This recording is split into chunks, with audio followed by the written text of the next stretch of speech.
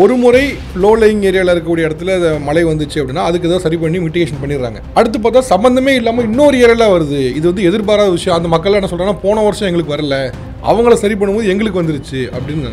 சென்னை நகரம் வந்து ஒரு பெரிய மேடுபள்ளம் உள்ள நகரம் அல்ல, கிட்டத்தட்ட ஒரு சமதளமான ஒரு பிளெயின் சிட்டி. பெரிய மழை வருகிற போதும் நகரங்கள் ததும்பி வழிவதும் மக்கள் சிரமப்படுவதும் தொடர்ந்து கொண்டே இருக்கிறது.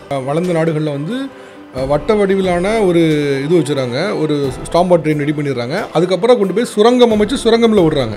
ஓகே, ஆனால் நீங்கள் சொன்ன மாதிரி இது ரொம்ப செலவு பிடிக்கக்கூடிய ஒன்று. இப்போ நம்ம தமிழக அரசு இப்போது இந்த கிண்டி ரேஸ் கோர்ஸ் மைதானத்தை வந்து அதை நீர்பிடிக்கான இடமா வச்சுருக்காங்க. முன்னால் ரேஸ் கோர்ஸ் தான் இருந்தது, இப்போ அது அரசுக்கிட்ட வந்துருச்சு, இப்போ அதை பண்ணுறாங்க. பெரிய நீர்த்தேக்க தொட்டி கட்டினாங்க. ஒரு 4 கால்பந்தாட்ட மைதானத்தினுடைய பரப்பளவு 4 ஃபுட்பால் மேட்ச் கிரவுண்டுக்கு கீழே ஒரு அதுக்கு பேர் ஃப்ளட் எலிவேஷன் டேங்க்னு பேர். அதை வந்து கான்கிரீட்டில் கட்டினாங்க.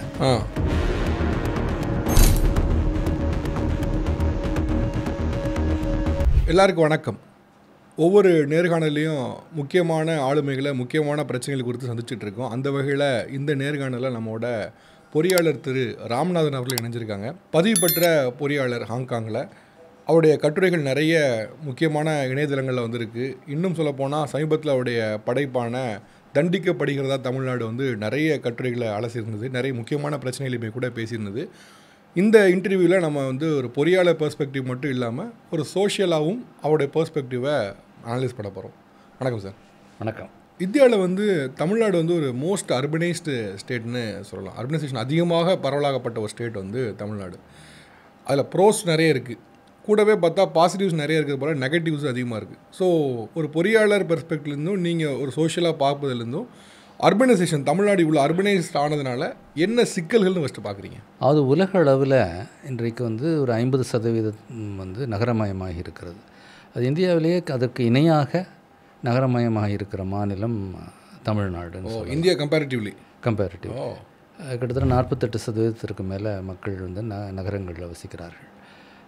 அப்போது நாம் வந்து அந்த இன்றைக்கு வந்து நகரங்களில் தான் தொழில் இருக்குது, வாய்ப்புகள் இருக்குது, வேலை வாய்ப்புகள்லாம் இருக்குது. அதனால் நகரமயம் ஆவது என்பது ஒரு சரியான நடவடிக்கை. ஏன்னா வந்து கிராமங்களில் விவசாயத்தை நம்பி அதிகமான மக்கள் இருக்க முடியாது.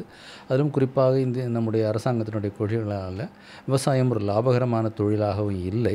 இப்போ இன்றைக்கி தமிழகத்திலே பார்த்திங்கன்னா கூட கிராமங்களில் விவசாயத்தை இருக்கிறவர்கள் முழுக்க விவசாயத்தை நம்பி இல்லை அப்படின்னு தான் புள்ளி விவரங்கள் சொல்லுது.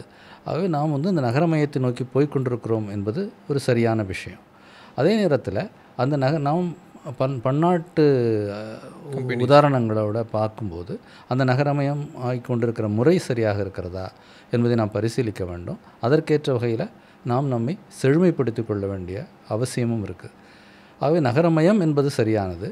அதை செய்கிற போது நம்ம வந்து நகரமயம் என்பது வந்து ஒரு பாலங்கள் கட்டுவதோ, சாலைகள் அமைப்பதோ, மெட்ரோ ரயில் அமைப்பதோ என்பது மட்டுமல்லாமல் அது வந்து ஒரு மக்களை உள்ளடக்கிய பொதுமக்கள் வாழ தகுதி உள்ள ஒரு நகரமாகவும் நாம் மாற்ற வேண்டியவர்களாக இருக்கிறோம். அதில் சில குறைபாடுகள் இருக்குது. அதை நாம் வந்து படிப்படியாக சரி செய்ய வேண்டிய அவசியம் உள்ளவர்களாக இருக்கிறோம். இப்போது தமிழ்நாட்டில் அப்படி வந்து அர்பனைசேஷன் ஆனதுனால இந்த குறைபாடுகள் இருக்குது, அது ஒரு தலையாய பிரச்சனை அப்படின்னா முதல் 3 விஷயங்களாக என்ன சொல்வீங்க? அதாவது நம்ம வந்து இப்போ சாலைகள், பாலங்கள், மெட்ரோ ரயில் இந்த மாதிரி விஷயங்களை பார்க்குறோம். மின்சாரம், தொழில்நுட்பம் இதெல்லாம் முக்கியமான அம்சங்களாக பார்க்குறோம். அதே நேரத்தில் நாம் வந்து இந்த மழைநீர் வடிகாலுக்கு போதுமான முக்கியத்துவம் கொடுப்பதில்லை. அது ஒரு பெரிய பிரச்சனையாக இன்றைக்கு உருவெடுத்திருக்கிறது. ஒவ்வொரு பெரிய மழை வருகிற போதும் நகரங்கள் ததும்பி வழிவதும் மக்கள் சிரமப்படுவதும் தொடர்ந்து கொண்டே இருக்கிறது. ஆகவே இதை நாம் வந்து சரி செய்ய வேண்டியவர்களாக இருக்கிறோம். நீங்கள் சொல்வது போல் சென்னை வந்து ஒவ்வொரு முறை அந்த நார்த் ஈஸ்ட் மான்சூன் வரும்போது பார்த்திங்க அப்படின்னா பெரிய வெள்ளத்தை வந்து நம்ம பார்க்க முடியுது. இது ஒவ்வொரு ஆண்டும் வந்துட்டு தான் இருக்குது. இப்போ அப்போதைய இருக்க அரசு வந்து நாங்கள் அடுத்த ஆண்டு பார்த்தீங்கன்னா நாங்கள் வந்து இத்தனை கிலோமீட்டருக்கு ஸ்டாம் வாட்டர் ட்ரெயின் போட்டிருக்கோம் அப்படின்னு அடுத்தவங்க சொல்கிறாங்க. அடுத்து பார்த்தாலும் அது ஒரு பிரச்சனையாகுது. இப்போ நவீனமாக இன்னொரு பிரச்சனை என்ன சொல்கிறாங்க அப்படின்னா, ஒரு முறை லோ லையிங் ஏரியாவில் இருக்கக்கூடிய இடத்துல மழை வந்துச்சு அப்படின்னா அதுக்கு ஏதோ சரி பண்ணி மிட்டிகேஷன் பண்ணிடுறாங்க. அடுத்து பார்த்தா சம்மந்தமே இல்லாமல் இன்னொரு ஏரியாவில் வருது. இது வந்து எதிர்பாராத விஷயம். அந்த மக்கள் என்ன சொல்கிறாங்கன்னா, போன வருஷம் எங்களுக்கு வரல, அவங்கள சரி பண்ணும்போது எங்களுக்கு வந்துருச்சு அப்படிங்கிறாங்க.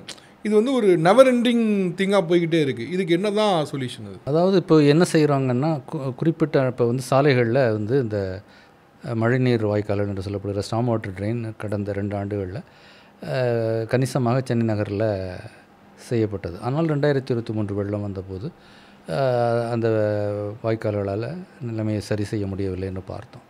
இப்போ இதை வந்து நாம் வந்து ஒரு நம்முடைய இந்த மழைநீர் வடிகால்கள், இந்த ஸ்டாம் வாட்டர் ட்ரெயின் வந்து சாலைகளுடைய 2 புறமும் அமைக்கிறோம். ஆமாம், 2 சைடு இருக்குது. 2 சைடு இருக்குது.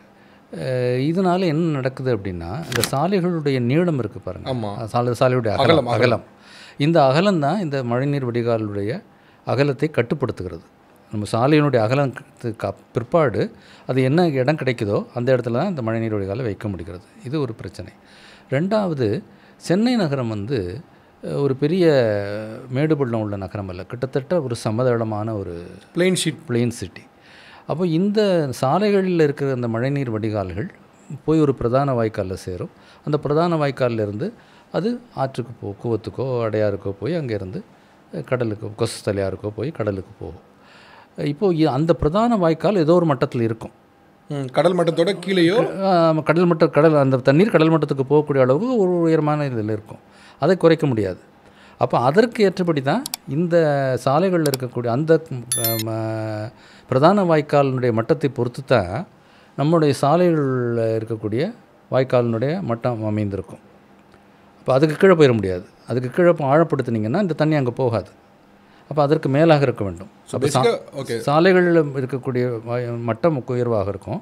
அதற்கு அடுத்து கொஞ்சம் கீழே இந்த பிரதான வாய்க்கால் மட்டம் இருக்கும். அதற்கு கீழே ஆற்றுல போய் சேரக்கூடிய மட்டம் இருக்கும். இப்போ இதெல்லாம் ஏற்கனவே ஃபிக்ஸடாக இருக்குது. ஓகே, ஸோ எளிமையாக புரிஞ்சுக்கணும். இப்போ பாத்ரூமில் நம்ம வந்து வாட்டம் கட்டுற மாதிரி இருந்துச்சுக்கணும், அப்படி புரிஞ்சுக்கலாமா? ஆமாம், அந்த மாதிரி இங்கேருந்து அங்கே தண்ணி போகணும், அங்கேருந்து அங்கே தண்ணி போகணும். அப்போ இப்படிப்பட்ட ஒரு நெருக்கடிகளுக்குள்ளே தான் நாம் இந்த வாய்க்கால்களை கட்டுறோம். 2வது, அடுத்த ஒரு பிரச்சனை என்னென்னா, இது எல்லாமே செவ்வக வடிவத்தில் இருக்குது, ரெக்டாங்குலர் ட்ரெயின்ஸ். இதனால் என்ன ஆகும்னா, இது வந்து ஒரு தண்ணியை கடத்துவதற்கு ஜியாமெட்ரிக்கலாக ஒரு நல்ல வடிவம் அல்ல. அதாவது நம்மளோட ரோடு வந்து ஒரு 10 அடி ரோடு இருந்துச்சு அப்படின்னா 10 அடி ரோடு போக எவ்வளோ இடம் இருக்கோ அந்த இடத்துக்கு தான் நம்மக்கிட்ட ஸ்டாம் வாட்டர் ட்ரெயின்னு சொல்லக்கூடிய மழைநீர் வடிகால் இருக்குது. ஸோ அதுதான் ஒரு பிரச்சனையாக இருக்குது. இப்போ அதுக்கு மாற்ற நீங்கள் என்ன சொல்கிறீங்க? அதாவது நீங்கள் ஒன்று வந்து நம்முடைய அகலம் மட்டுப்படுது, சாலையினுடைய அகலத்தினால. ஆழம் மட்டுப்படுது, ஏன்னா அது இந்த நம்ம வந்து இயல்பு இப்பார்ட்னு சொல்கிறோம், கிராவிடேஷனல் ஃபோர்ஸில் அந்த தண்ணி போகுது. அப்போ இந்த கிராவிடேஷனல் ஃபோர்ஸ் போகும்போது அந்த அதனுடைய ஆழமும் மட்டுப்படுது, அகலமும் மட்டுப்படுது, ஆழமும் மட்டுப்படுது. அதனுடைய ஜியாமெட்ரிக்கல் வடிவமும் ஒரு நல்ல வடிவமாக இல்லை. அப்போ இந்த இவ்வளவு சிக்கல்களுக்குள்ளே தான் இந்த திரும்ப இந்த நம்ம ஸ்டாம் வாட்டர் ட்ரெயினை செய்து கொண்டிருக்கிறோம். இதற்கு கோடிக்கணக்கான ரூபாய் செலவு செய்து நாம் இதை மேம்படுத்தி கொண்டே இருக்கிறோம். ஆனால் இதை விட ஒரு பெரிய மழை வருது, இதை விட இன்னொரு பெரிய மழை வருகிறது, பிரச்சனை வருது. அப்போ இதை வந்து நம்ம வந்து ஒரு ஹோலிஸ்டிக்காக ஒட்டுமொத்தமாக பார்க்க வேண்டும். இந்த நீரியல் நிபுணர்கள் வந்து என்ன சொல்லுவாங்கன்னா, 100 ஆண்டு மழை, 50 ஆண்டு மழை, 25 ஆண்டு மழை, 10 ஆண்டு மழைலாம் அவர் சொல்லுவாங்க. 100 years rain, 50 years rain, 10 years rain அப்படின்லாம் சொல்லுவாங்க. அது என்ன, அதனுடைய பொருள் என்னென்னா, ஒரு குறிப்பிட்ட நகரத்தில் பெய்யக்கூடிய மழை அளவை வைத்து அந்த நகரத்தில் ஒரு 100 ஆண்டுகளில் பெய்யக்கூடிய அதிகபட்ச மழையை கணக்கிடுவது. ஒரு ஹிஸ்ட்ரியை வச்சு அவங்க முடிவு பண்ணுறது. அவங்க ஸ்டாட்டிஸ்டிக்கலாக ஹைட்ரோஜாலஜிக்கல் படி ஒரு கணக்கெடுப்பாங்க. அப்போது எல்லா நகரங்கள்லையும் என்ன செய்கிறாங்கன்னா, வெளிநாடுகளில் அவங்க வந்து எந்த அளவுக்கு உள்ள மழையை அந்த வடிகால்கள் கடத்த வேண்டும் அப்படிங்கிறத முதல்ல முடிவு பண்ணுறாங்க. அப்போது ஒரு மழைநீர் வடிகாலை நீங்கள் வடிவமைக்கிற போது, இப்போ அகலத்தை நம்ம முன்னாடி பார்த்தோம், அகலத்தையும் மட்டுப்படுது, ஆழமும் மட்டுப்படுது. அது அப்படி கணக்கு போடக்கூடாது. அதுக்கு வந்து கேட்ச்மெண்ட்னு சொல்லுவாங்க. அது நீர்பிடிப்பு பகுதி. அது எங்கே இருந்து தண்ணி வரும், எந்த ஏரியாவில் இருக்கக்கூடிய மழை தண்ணீர் அந்த வடிகாலுக்கு வரும் என்பதை வச்சு தான் அதை கணக்கிடணும்.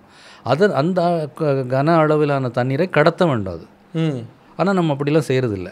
நம்ம சாலைக்கு ஏற்றபடி, சிறப்புக்கு ஏற்றபடி காலை வெட்டுற மாதிரி நமக்கு என்ன கிடைக்குதோ அந்த இடத்துக்குள்ளே பண்ணிகிட்டு இருக்கிறோம். ஆனால் இது அந்த கேட்ச்மெண்ட்டுக்கு எவ்வளோ தண்ணி வரும்னு கணக்கு பண்ணி அதை நம்ம எவ்வளவு கடத்தணும் அப்படிங்கிறதையும் முடிவு பண்ணணும். இப்போது நான் வந்து ஹாங்காங்கில் பல ஆண்டுகள் வேலை பார்த்தேன். அங்கே வந்து அந்த 80கள் 70களில் தான் இது ரொம்ப தீவிரமாக எடுத்துகிட்டு போனாங்க. அப்போ என்ன செய்ய முடிவு செஞ்சாங்கன்னா, ஒரு 50 ஆண்டு கால மழையை அந்த சாலைகளிலிருந்து கடத்துவது அப்படின்னு முடிவு செய்தார்கள். அப்போ 50 ஆண்டு கால மழையை நீங்கள் கடத்துகிற போது ஒரு 100 ஆண்டு மழை பெய்தது என்று வைத்துக்கொள்வோம். அப்போ சாலைகளில் நீர் தேங்கத்தான் செய்யும். ஆனால் அவங்க என்ன பண்ணாங்க, இந்த பிரதான வாய்க்கால்களை 200 ஆண்டு கால மழையை கடத்துவதற்கு ஏற்ற மாதிரி பிரதான வாய்க்கால்களை வடிவமைத்தார்கள். அப்போ சாலைகளில் 100 ஆண்டு மழை எப்போதாவது பெய்கிற, 100 ஆண்டுக்கு ஒரு முறை தான் பெய்யணும் கணக்குப்படி. அப்படி பெய்கிற போது அப்போ மழை வரும். 50 ஆண்டு காலத்து மழைக்கு மேலாக மழை வருகிற போதெல்லாம் சாலையில் தண்ணீர் தேங்கும். ஆனால் சில மணி நேரங்களில் அந்த தண்ணீர் வடிந்து விட வேண்டும். அதுதான் ஒரு நல்ல பிளானிங். அப்போ அந்த மாதிரி நம்ம என்ன செய்யணும்னா, முதல்ல வந்து நாம் எந்த அளவுக்கான மழையை கடத்த வேண்டும் அப்படிங்கிறத முடிவு பண்ணணும். இப்போ நான் இது சம்மந்தமாக இந்த அரசு துறையில் இருக்கக்கூடிய பொறியாளர்கள்ட்ட எல்லாம் பேசினேன். அப்போது நம்முடைய ஒன்றிய அரசாங்கம் இதற்காக ஒரு நிறைய கையேடுகள் புத்தகங்கள்லாம் வெளியிட்டிருக்கு. அதன்படி சாலைகளுடைய இருக்கக்கூடிய வடிகால்கள் நம்முடைய அரசாங்கத்தினுடைய கையேடுகளின்படி 5 ஆண்டு வெள்ளத்தை கடத்தினால் போதுமானதாக இருக்கிறது. அப்போ இவங்க என்ன சொல்கிறாங்க, நம்ம 5 ஆண்டு மழை என்பது 50 மில்லிமீட்டர் மழை. ஆனால் இப்போ சென்னையில் இருக்கக்கூடிய வடிகால்கள் 80 மில்லிமீட்டர் மழையை கடத்தும், அதனால் இது போதுமானது அப்படின்னு சொல்லி தான் இதை செஞ்சுக்கிட்டு இருக்காங்க. ஆனால் நம்ம இந்த ஹிஸ்ட்ரி எடுத்து பார்த்தோம்னா கடந்த 100 ஆண்டுகளில் 20 முறைக்கு மேல் சென்னையில் 200 மில்லிமீட்டரை தாண்டி மழை பெய்திருக்கிறது. அப்போ 200 மில்லிமீட்டர் என்பது ஒரு 5 ஆண்டு கால ஒரு 5 ஆண்டுக்கு ஒரு முறை 200 மில்லிமீட்டர் மழை பெய்து கொண்டிருக்கிறது. அப்போ நம்ம வந்து எத்தனை ஆண்டு காலத்துக்கான மழையை நம்ம கடத்த வேண்டும் என்பதை முதல்ல முடிவு செய்ய வேண்டும். அதற்கேற்றபடி நம்முடைய வடிகால்களை வடிவமைக்க வேண்டும். இப்போ சென்னையில் இருக்கக்கூடிய சிக்கல் என்பது இந்த சமதளமாக இருப்பதனால நம்ம இப்போ இந்த பாரம்பரியமான இந்த செவ்வக வடிகால் என்பது நமக்கு பயன்படாது. அப்போ இதற்கு பதிலாக என்ன செய்ய வேண்டும் என்றால், சாலைக்கு நடுவில் குழாய்கள் போடலாம். குழாய் போட்டால் ரவுண்டாக இருக்கும். அப்போ அதுக்கு வந்து உங்களுக்கு எந்த கட்டுப்பாடும் கிடையாது. உங்களுக்கு அகலமோ ஆழமோ எந்த ஆழத்தில் வேணுமாலும் போட்டுக்கலாம். ஆனால் இப்போ நீங்கள் அப்படி சாலையில் போடணும்னா நீங்கள் சாலையை பூரா எடுத்து போடணும். இது மொத்த நகரத்திற்கு, அதாவது இது வந்து ஒரு நம்ம ஒரு காஸ்மெட்டிக்காக பண்ணிட முடியாது. இது ஒட்டுமொத்தமாக இந்த சென்னை நகரத்தை மொத்தமாக நாம் கணக்கில் எடுத்துக்கொண்டு, இப்போ இதில் இன்னொரு பக்கம் அந்த ஆக்கிரமிப்புகள் அந்த மாதிரி பிரச்சனைகள்லாம் இருக்குது. நம்ம வந்து கண்ணில் குத்திக்கிட்ட மாதிரி நம்மளது நீர்ப்பிடிப்பு பகுதிகளை எல்லாம் ஆக்கிரமித்து வரத்து கால்வாயில்களை எல்லாம் கட்டிடங்கள்லாம் கட்டி நிறைய டேமேஜ் பண்ணி வச்சுருக்கோம். அதுபோக இந்த வெள்ள நீர்ப்பிடிப்பு பகுதின்னு சொல்லுவாங்க. அதாவது மழை வெள்ளம் வருகிற போது சாதாரணமாக அந்த நீர்ப்பிடிப்பு பகுதிகள்லாம் போயிட்டுருக்கும். அதிகமாக வருகிற போது அது வந்து ஃப்ளட் பிளைன்ஸ் அது வெளியே வரும். அது வந்து சாதாரண நாட்கள் ஒன்றுமே இருக்காது, அது பிளைனாக இருக்கும். ஆனால் மனிதர்களுடைய பேராசை கண்கள் வந்து அது சும்மா இருக்கே அப்படின்னு பார்த்து அங்கேயும் போய் கட்டிடங்கள் கட்டுவது, அந்த இடங்களுக்கு பட்டா போட்டு கொடுக்குறது, இதெல்லாம் பல ஆண்டுகளாக நடந்துகிட்டு இருக்குது. அப்போ பெரிய மழை வருகிற போது இந்த ஆற்றை தாண்டி வெள்ளம் வருவதற்கு இங்கே இடமில்லை. அப்போ அதனால தான் இது ஊருக்குள்ளெல்லாம் வருது. இப்போ இந்த மாதிரி பிரச்சனைகள்லாம் வேறு இருக்குது. அப்போ நம்ம என்ன செய்யணும், இப்போ இதுவரைக்கும் நாம் ஆக்கிரமித்தவற்றில் எதையெல்லாம் நாம் இது பண்ண முடியுமோ, மீண்டும் நீர்ப்பிடிப்பு பகுதியாக மாற்ற முடியுமோ அதையெல்லாம் செய்யணும். அதுபோக ஒரு ஒட்டுமொத்தமாக சென்னை மாநகரத்துக்கான ஒரு மழைநீர் வடிகால் திட்டத்தை உருவாக்க வேண்டும். அப்போ சாலைகளில் இந்த மாதிரி குழாய்கள் போடுறோம். அப்போ பிரதான வாய்க்கால் அதை இப்போ இருக்கிற மட்டம் பத்தாது, அதுக்கு கீழே போகணும். அப்போ மற்ற சிங்கப்பூர், ஹாங்காங் மாதிரி இடங்கள்லாம் என்ன செய்திருக்கு, அதெல்லாம் பெரிய நகரங்கள், சமீப காலங்களில் கடந்த 50 ஆண்டுகளில் பெரிதாக வளர்ந்த நகரங்கள். அவங்களாம் என்ன செய்திருக்கிறார்கள் என்றால், அதுக்கு வந்து ஒரு ஸ்டாம் வாட்டர் ட்ரெயினை வந்து இப்போ நம்ம மெட்ரோ ரயிலில் போட்டிருக்கிற மாதிரி சுரங்கங்களாக செய்கிறார்கள். அது வட்ட வடிவத்தில் இருக்கக்கூடிய இப்போ ட்ரெயின்லாம் போடுறாங்க இல்லைங்களா. இப்போ இது வந்து ஒரு 6 மீட்டர் வரையில் இதனுடைய விட்டம் இருக்கும், ஒரு 18லேருந்து 20 அடி. அந்த கிட்டத்தட்ட இது வந்து ஸ்டாம் வாட்டர் ட்ரெயின் அங்கே போட்டிருக்கலாம் ஒரு 7 மீட்டர் இருக்கும், ஒரு 21 அடி 22 அடி இருக்கும். அப்போ இதுவும் பூமிக்கு அடியில் தான் இருக்கும். அதனால் இந்த சுரங்கத்தை வந்து நீங்கள் மண்ணை தோண்டி செய்ய வேண்டாம். இப்போ இருக்கக்கூடிய இந்த டனல் போரிங் மிஷின் என்று சொல்லப்படுகிற மிஷின் வந்து நீங்கள் எந்த ஆழத்தில் போடணுமோ அந்த ஆழத்தில் அது சுரங்கம் தோண்டிக்கிட்டே போயிடும். மேலே இருக்கக்கூடிய சாலைக்கோ இது பாதிப்பும் வராது. அப்போ பிரதான வாய்க்கால்களில் நம்ம மண்ணை தோண்டி இந்த கான்கிரீட் குழாய்களை பதிப்பிப்பதும், சாலைகளில் பதிப்பிப்பதும், அதை கொண்டு போய் பிரதான வாய்க்கால்களில் தேவைப்படுகிற இடங்களில் சுரங்கங்கள் அமைப்பதும், அதை கொண்டு போய் நம்ம கடலில் சேர்ப்பதுமாக இது ஒரு பெரிய அளவிலான ஒரு திட்டமாக இருக்கும். அதாவது மற்ற நீங்கள் சொல்கிற வளர்ந்த நாடுகளில் வந்து வட்ட வடிவிலான ஒரு இது வச்சுறாங்க, ஒரு ஸ்டாம் வாட்டர் ட்ரெயின் ரெடி பண்ணிடுறாங்க, அதுக்கப்புறம் கொண்டு போய் சுரங்கம் அமைச்சு சுரங்கமில் விடுறாங்க. ஆமாம், அதாவது அவங்க வந்து இதை பாரம்பரியமாக அமைக்கக்கூடிய செவ்வக வடிவாளர்களை பயன்படுத்துகிறாங்க. அதை மொத்தமாக இது பண்ணல. எங்கெல்லாம் அது செல்லுபடி ஆகுமோ அங்கேயெல்லாம் அதை பயன்படுத்தி கொள்கிறார்கள். நாமும் அதையே செய்யலாம். அப்போ எங்கெல்லாம் நம்முடைய இந்த செவ்வக வடிவால்கள் அதாவது அது கொள்ளளவு குறைவாக இருக்கிறதோ, அது அதிகரித்தே ஆக வேண்டும் என்ற நிர்பந்தம் இருக்கிறதோ, அங்கே இந்த மாதிரி வட்ட வடிவிலான குழாய்களை அமைக்கலாம். அதை கொண்டு போய் புதிதாக ஒரு சுரங்கப்பாதையை அமைக்க வேண்டும். அந்த சுரங்கப்பாதையை கொண்டு போய் கடல் இதில் சேர்க்க வேண்டும். இதில் இன்னொரு நன்மை என்னென்னா, இப்போ நம்ம அரபிக்கடல் வந்து என்னென்னா, இது வந்து ஒரு அலை வந்து மேலே கூடுவதும் குறையுதுமாக இருக்கும். அப்போ அலை மிகுந்திருக்கிற போது இந்த தண்ணி உள்ளே போகாது, திருப்பி ரிவர்ஸ் கொடுக்கும், ரிவர்ஸ் ஃப்ளோவில் வந்துடும். அப்போ அது அலை தாழ்ந்திருக்கிற போது தான் இது போக முடியும். மழைநீர் வெள்ளம் மழைநீர் ஸ்டாம் வாட்டர் வந்து வெளியே வந்து கடலில் கலக்கும் போது அலை கம்மியாக இருந்தால் தான் கலக்கும். இல்லைன்னா அது ஒரு 10-12 மணி நேரம் வந்து இப்போ அலை மிகுந்திருந்தது என்றால் அந்த 12 மணி நகரத்துக்குள்ளான தண்ணி இருக்கும். அது நமக்கு பெரிய பாதிப்பு உண்டு பண்ணுது. இப்போ இந்த கடந்த வெள்ளத்துலேயும் இது பார்த்தோம். அப்போ புயல் வேறு வந்தது, புயலினாலையும் போக முடியல, இதனாலையும் போக முடியல. அப்போ இந்த சுரங்கம் அமைத்தா என்னன்னா, நம்ம வந்து இந்த முகத்துவாரத்தில் விடாமல், நேப்பியர் பூங்காவிலேயோ அடையார் முகத்துவாரத்துலேயோ விடாமல் இந்த சுரங்கத்தையே கடலுக்குள்ளே ஒரு 1 கிலோமீட்டர் கொண்டு போயிடலாம். ஓகே, அதனால் அலைகள்னால பிரச்சனை வராது. அடிப்படையில் 2 விஷயம் சார். இப்போ எனக்கு மற்ற சிட்டிஸ் அல்லது மற்ற மாநிலங்கள் போல் சென்னையை கம்பேர் பண்ண முடியாது. ஏன்னா இது வந்து லோ லையிங் ஏரியா தான். சென்னையே லோ லையிங் ஏரியா தான். இப்போ கடல் மட்டத்தோட கொஞ்சம் தான் மேலே இருக்குது. அதுவும் குறிப்பாக இந்த பெசன்ட் நகர், திருவான்மியூர் பகுதி வந்து இன்னமும் வந்து கீழே இருக்குது. அதுக்கப்புறம் கடல் வந்துடுது. இப்போ வேளச்சேரி பகுதியோ இல்லை பள்ளிக்கரணை பகுதியோ மேஜர் பிரச்சனையாக சொல்கிறதா லோ லையிங் ஏரியா, அது அப்படி தான் இருக்கும் அப்படிங்கிற நிலைமைக்கு வந்துட்டு இப்போது அது அப்படி ஒரு லோ லேயிங் ஏரியா இருக்கப்போ இது எல்லாமே சாத்தியமாகுமா? இப்போ நீங்கள் வட்ட வடிவில் நீங்கள் வந்து ஸ்டாம் வாட்டர் ட்ரெயின் பண்ணுங்கிறீங்க. என்ன தான் பண்ணாலுமே கூட கடல் மட்டத்தோட கொஞ்சம் தான் மேலே இருக்குது அப்படின்னா அந்த நீங்கள் சொல்லக்கூடிய அந்த கிராவிடேஷன் ஃபோர்ஸ்னால அந்த தண்ணி வெளியில் போகிறதுங்கிறது அது சாத்தியப்படுத்த முடியுமா? அதான் இப்போ நம்ம இப்போ இருக்க சிக்கல் வந்து நாம் வந்து இந்த கிராவிடேஷனல் ஃபோர்ஸில் தான் நம்ம தண்ணி போய்கிட்டு இருக்கு. அதுதான் பிரச்சனை. நம்ம வந்து அதை வந்து மாற்றுறோம். அதை வட்ட வடிவில் மாற்றி எவ்வளவு தேவையோ அந்த அளவுக்கு அதை கீழே கொண்டு போயிடுறோம். இந்த நம்முடைய சாலை வடிகால்களையே நம்ம கீழே கொண்டு போயிடுறோம். அதற்கேற்றபடி பிரதான வடிகால்களையும் கீழே கொண்டு போகிறோம். அப்போ இது வந்து நம்ம வந்து இந்த பிரதான இயல்பு ஈர்ப்பாற்றலின்படி இந்த அதாவது பூமிக்கு மேலேயே இருக்கக்கூடிய வாய்க்கால்கள் வழியாகவே இது கடல் வரைக்கும் போகணும் அப்படிங்கிற ஒரு கன்ஸ்ட்ரெயின்ட் இருக்கிறதுனால தான் இப்போ நம்மளால் பெரிய அளவில் இதையும் செய்ய முடியல. அந்த கன்ஸ்ட்ரெயின்ட்டை நம்ம உடைச்சிட்டோம்னா இது வந்து முழுமையாக வடிவம் எங்கெல்லாம் இதெல்லாம் வச்சுக்க முடியுமோ அங்கெல்லாம் இதை நம்ம பயன்படுத்தலாம். பயன்படுத்த முடியாத இடங்களில் இது பெரிய அளவில் செய்ய வேண்டும். இதை வந்து ஒரு ஒட்டுமொத்தமாக, ஏன்னா இப்போ நம்ம ஏற்கனவே நிறைய நகரத்திற்கு பெரிய இடையூறு விளைவித்திருக்கிறோம். இனியும் மேற்கொண்டு வந்து இது பிரச்சனையாகாமல் இருக்க வேண்டும் என்றால் இதுதான் வழி. இப்போ சார், இப்போ நம்மக்கிட்ட கடல் இருக்கிறதால நம்ம தண்ணீரெலாம் வந்து எடுத்து கடலில் கொண்டு போய் நம்ம வந்து வெள்ளை நீர்லாம் கடலில் கொண்டு போய் விட்டுருந்தோம். இப்போ கடல் அல்லாத லேண்ட் லாக்டு ஏரியாஸ் இருக்கும்ல, அவங்கெல்லாம் இதை எப்படி கையாளுறாங்க? அது அப்போ அந்த ஊர்களில் வந்து இப்போ வந்து கண்மாய்கள் இருக்கும், இல்லைன்னா ஏரி இருக்கும், குளங்கள் இருக்கும். அங்கே தான் இந்த தண்ணீர்லாம் இது இத்தனை காலம் போய் கொண்டு. இவ்வளோ பெரிய மழையை தாங்குற அளவுக்கு அந்த கண்மாய்களையும் பராமரிச்சுருக்காங்களா? அதாவது அது வந்து இப்போ நம்ம இப்போ சமீபத்தில் பார்த்தோம். சில சென்னையை மட்டுமல்லாமல் நம்ம 2ஆம் நிலை நகரங்களையும் போன தடவை சரியான மழை வந்தது. அப்போ நாம் வந்து ஒவ்வொரு நகரத்தையும் அதை எடுத்து அந்த ஆற்றில் தான் ஆற்றிலையோ இப்போ ராம்நாத் டேங்கெல்லாம் வந்து ஒரு ஆற்றை விட பெரிய கண்மாய். அப்போ அந்த காலத்தில் அதையெல்லாம் கணக்கில் எடுத்து தான் அந்த மாதிரி செய்திருக்கிறார்கள். ஒரு ஆற்று பாசனம் இல்லாத பகுதியில் அது வந்து ஒரு விவசாயத்துக்கான கண்மாயாக மட்டும் நான் அதை பார்க்கல. இந்த மாதிரி பெரிய மழை வந்ததுன்னா அதுக்கேற்றபடி அதை செய்திருக்கிறார்கள். அதுக்கு பேரே பிக் டேங்க்.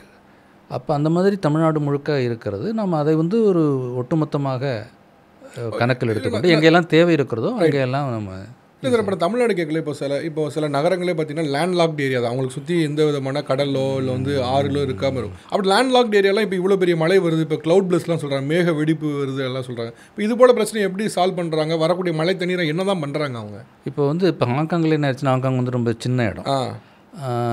அங்கே என்ன செய்தார்கள்னா, ஒரு இடத்துல இப்போ நமக்கெல்லாம் வந்து நிறைய கண்மாய்கள் இருக்குது, ஏரிகள் இருக்குது, குளங்கள் இருக்குது.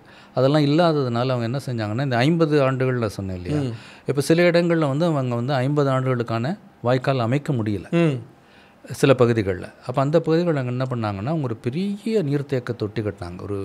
ஒரு 4 கால்பந்தாட்ட மைதானத்தினுடைய பரப்பளவு, 4 ஃபுட்பால் மேட்ச் கிரவுண்டுக்கு கீழே அதுக்கு பேர் ஃப்ளட் எலிவேஷன் டேங்க்னு பேர்.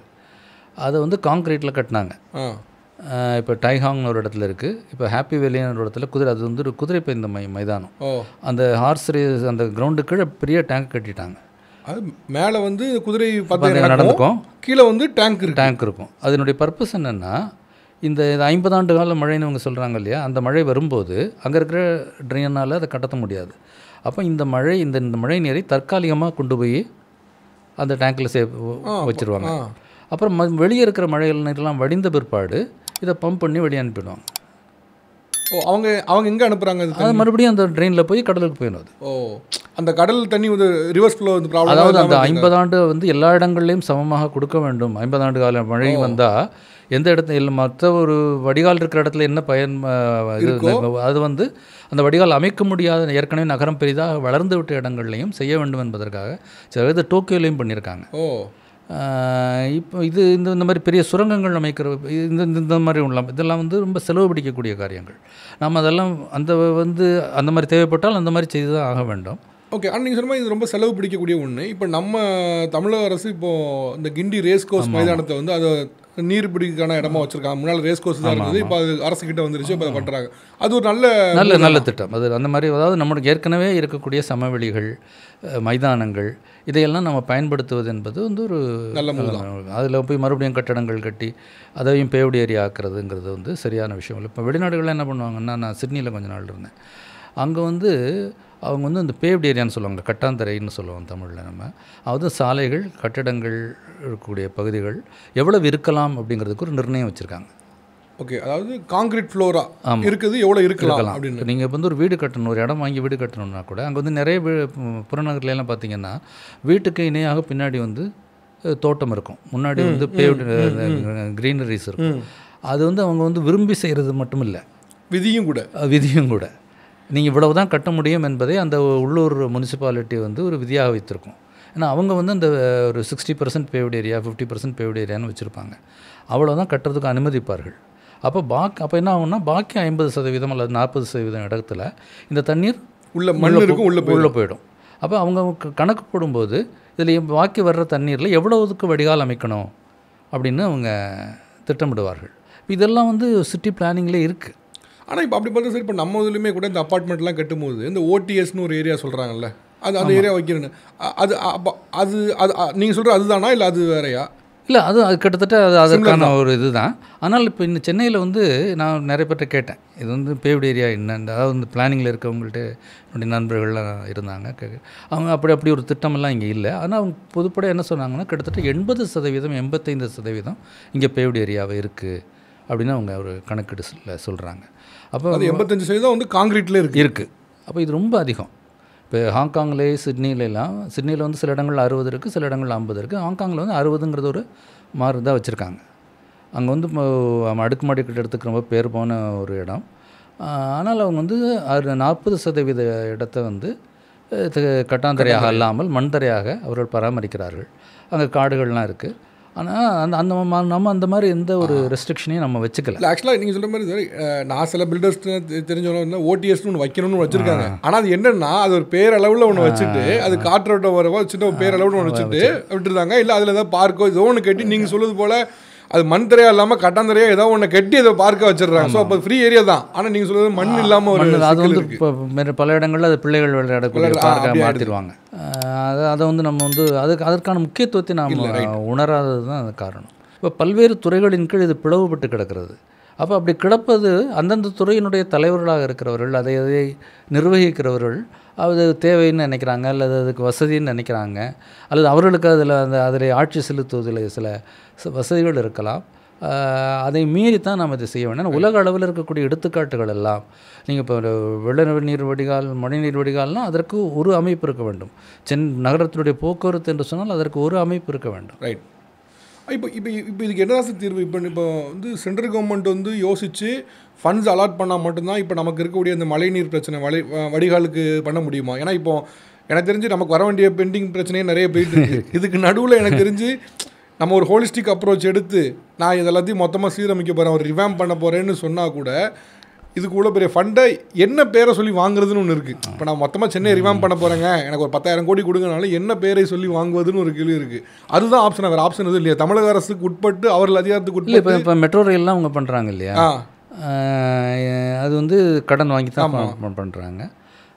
அந்த மாதிரி தான் இப்போதைக்கு செய்ய முடியும். ஆனால் நம்ம வந்து இதை வந்து தொடர்ச்சியாக இதை வந்து பொதுமக்கள்கிட்ட தான் எடுத்துகிட்டு போகணும். இதென்ன மக்கள் பிரச்சனை, மக்கள் தான் இதில் பாதிக்கப்படுறாங்க. ஆகவே தொடர்ச்சியாக மக்களிடத்தில் எடுத்து வந்து இப்போ நம்ம வந்து இப்போ நீங்கள் சொன்ன மாதிரி ஏற்கனவே மாநில அரசாங்கத்துக்கும் ஒன்றிய அரசாங்கத்துக்கும் நடுவில் தாவா நிறைய ஓடிக்கிட்டு இருக்கு. இன்றைக்கு வரைக்கும் அவங்க வந்து நாங்கள் வந்து இந்த என்னது தொகுதி மறுசீரமைப்பு எப்படி செய்ய போகிறோம்னு சொல்லலை. ஆனால் எனக்கு என்ன தோணுதுன்னா, அவங்க இந்த 2026 இந்த தேர்தலில் இந்த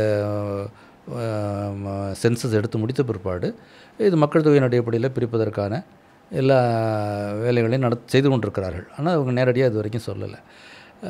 இப்போ இந்த மாதிரி தாவாக்கள் தொடர்ந்து கொண்டு இருக்கிற போது நாம் வந்து என்ன செய்யணும்னா, இது வந்து இதெல்லாம் மக்கள் பிரச்சனை. அரசியல் இயக்கங்கள் மக்கள் மன்றத்துக்கு எடுத்துகிட்டு வரணும். மக்கள் மன்றத்துக்கு எடுத்துக்கொண்டு வந்து மக்களுக்கு வந்து இது மக்கள் கேட்டாங்கன்னு வச்சுக்கோங்க, பண்ணி தான் ஆகணும். யாராலையும் இது பண்ண முடியாது. இப்போ இந்த விலங்குகள் அமைப்புகள்லாம் எவ்வளோ பேசிகிட்டு இருந்தாங்க. இந்த ஜல்லிக்கட்டு பிரச்சனை வந்து இந்த நாய் பிரச்சனை வந்தப்போ எல்லோரும் என்கிட்ட கேட்டாங்க என்ன செய்யணும். அது மக்கள் தான் முடிவெடுக்க வேண்டும். அவர்கள் வந்து ஒரு குரல் கொடுத்தால் இந்த ஜல்லிக்கட்டு நம்முடைய பாரம்பரியமான கலாச்சார ரீதியான ஜல்லிக்கட்டை வந்து எங்கேயோ இருந்து ஒரு பீட்டான ஒரு அமைப்பால் நிறுத்த முடிஞ்சது. ஆனால் இதை மீட்டெடுப்பதற்கு ஒரு போராட்டம் தேவைப்பட்டது. ஆகவே இது மக்கள் மத்தியில் கொண்டு போகிற போது மக்கள் வந்து உணர்வார்கள். அவங்களுக்கு வந்து யார் பணம் கொடுக்க, அவங்க வரி கட்டுறாங்க. அந்த வரி கெடுவாய்ப்பாக பங்கிடும்போது கூடுதலாக ஒன்றிய அரசாங்கத்துக்கு போய்விடுகிறது. அதை நாம் இப்போ இன்றைக்கு கேட்டு இறந்து பெற வேண்டிய நிலைமையில் மாநில அரசாங்கம் இருக்கிறது. இது வந்து ஒரு தற்காலிகமான ஒரு நிலைமை தான். இதை நாம் கடந்து வர வேண்டும் நினைக்கிறேன். ஸோ இப்போ இந்த பிரச்சனையை தீர்ப்பதற்கு நிதி ஆதாயம் தான் ரொம்ப முக்கியம். ஸோ இந்த நிதி ஆதாயம் வந்து மத்தியிலேருந்து வந்துச்சு அப்படின்னா இதை வந்து எளிதாக சமாளிக்க முடியுங்கிறத நான் புரிஞ்சுக்கிறேன். ஒவ்வொருத்தரையும் ஆட்சி மாறும்போதோ திருப்பி மீண்டும் ஒரு ஆட்சி வரும்போதோ இது ஒரு பிரச்சனையாக தலையாய பிரச்சனையாக வந்துக்கிட்டே இருக்குது. மக்கள் வந்து அவர் மீட்டு போகும்போது போன வருஷம் மழையில் மாட்டினேன், இந்த வருஷம் மழையில் மாட்டுறேன்னு சொல்லிகிட்டே இருக்காங்க. இதற்கான நிதியை வந்து முழுக்க மாநில அரசாங்கத்தால் வைக்க முடியாது என்பதும் அதே அளவுக்கு உண்மை. ஏன்னா மாநில அரசால் அஃபோர்ட் பண்ண முடியாது. மெட்ரோலேருந்து நான் ஆஃபீஸ்க்கு போனோம் அப்படின்னா திருப்பி நான் வேறு ஒரு வண்டி பிடிக்க வேண்டியிருக்கு. அது ஒரு பிரச்சனையாக இருக்குது. அப்போ என்ன நினைக்கிறாங்கன்னா, இது இங்கேருந்து இறங்கி அங்கே இறங்கி இப்படி போகிறதுக்கு பேசாமல் இப்படி பேர்லன்னு இருக்காங்க. எல்லாத்தையும் ஒன்றா இணைக்கலாம் அப்படிங்கிற முடிவை ஒரு முதலமைச்சர் தான் எடுக்க முடியும். இப்படி அவங்க கையில் தானே இருக்குது. இப்போ அதிகாரிகள் சொன்னால் கூட இப்படி அவர்கள் கையில் இருக்குது. இப்போ அவங்க சொன்னாங்கன்னா இந்த அதிகாரிகள்லாம் போய் இல்லை சார் இதில் இவ்வளோ பிரச்சனைகள் இருக்குது அப்படின்னு சொல்லுவாங்க.